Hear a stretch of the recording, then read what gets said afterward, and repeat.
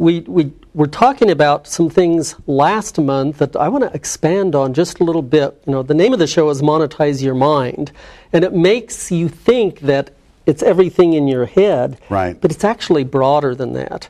You know, as an entrepreneur, as an employer, over the last 41 years, I've discovered that even if someone has everything they need in their head, if they don't have their attitude right, and if their values aren't right, that messes things up. Right. So it's really monetizing who you are.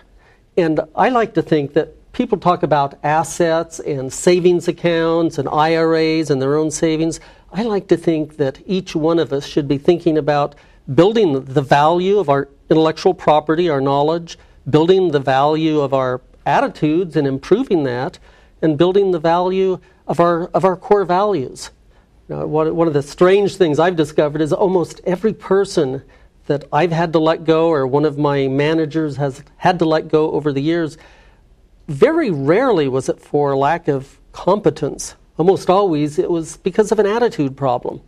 So part of what I like to help people understand is that we need to develop the assets that we have, both our mind, our heart, and our values.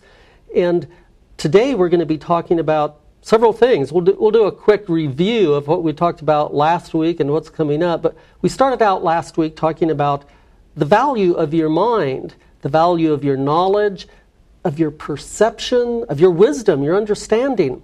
I have a friend, Mitch Axelrod, who quotes a study, I think it was the World Bank, that said that the intellectual property value in a person's mind averages around $730,000 if they could bring it all out. Well, most people can't. But if you begin to understand how to do that, how to monetize it, and you start making deposits in your mind, deposits of what your personal value to society and to other people are, you can increase that value. It's almost like an intellectual asset savings account. And you can do that by learning, by growing. You can monetize the value of yourself as a person to society. Well, I've seen it so many times. It's that the old adage, you're what you are and where you are because of what's gone into your mind. You want to change what you are, where you are, change what goes into your mind. It's about feeding yourself. And I know that's a great Ziegler quote, but the fact is that many times people don't release themselves to really allow their riches. You said the story last time. I encourage you, if you can, go back and see the previous show, because Bob told a story of acres of diamonds. And if you don't know that story, it's worth watching. So when you talked about the acres of diamonds, it's bringing that wealth to the table.